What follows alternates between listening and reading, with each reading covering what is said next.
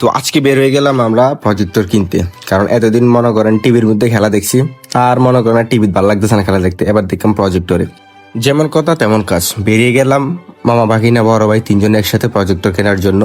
কথা বলতে বলতে চলে আসলাম আমাদের বিখ্যাত, মানে একদম যেটা এক নামে সবাই চিনি, স্টুডিয়াম মার্কেটে চলে আসছি প্রজেক্টর কেনার জন্য। কারণ এদিকে অনেক ভালো ভালো প্রজেক্টর পাওয়া যায়, মানে অনেক কম রেডি। আর এদিকে আসার মূল কারণ হলো এদিকে আমাদের একটা পরিচিত দোকান আছে, যারা উনি আমাদের এলাকারই, এই জন্য ওনার কাছে চলে গেলাম কেনার জন্য প্রজেক্টর। তারপর দোকানে আসি, দোকানে আসার পর দেখি এদিকে অনেক কাস্টমার আছে, যেহেতু আমরা পরিচিত তাই একটু আমরা আসে ধীরে দেখবো।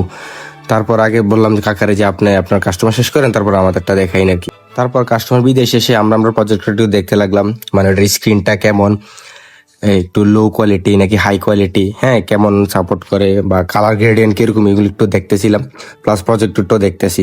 তারপর প্রজেক্টরের কাজ শেষ করে চলে গেলাম পর্দায়, কারণ শুধু প্রজেক্টর নিলে তার হইতো না, পর্দাও তো লাগবে। তাই পর্দাটা দেখতেছি কিরকম বড়, পাশে উচ্চতা লম্বা কেমন, সবকিছু দেখতেছি। দেখলাম সবকিছু ভালোই আছে, ভালোই লাগছে। তারপর আর কি, যে টাকাগুলো নিয়ে আসছি টাকাগুলো একটু দিতেছি, মানে প্রজেক্টর কিনতেছি আবার টাকাগুলো দিয়েছি, অনেক কলজাটা ফেটে যেতে। যাই হোক, প্রজেক্টর তো কিনতে হবে, এইসব ইমোশন একটা সাইডে রাখি। তারপর কাকাকে টাকাগুলো বুঝিয়ে দিয়ে আমরা প্রজেক্টর গুলো আবার একটু ভালোভাবে দেখে নিচ্ছি সবকিছু ঠিকঠাক আছে কিনি, কোন ব্র্যান্ডের।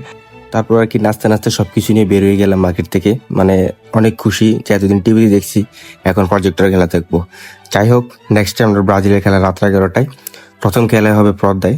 দেখা হবে সেই ব্লগে। ততদিন মধ্যে আল্লাহ হাফেজ, ভালো থাকবেন।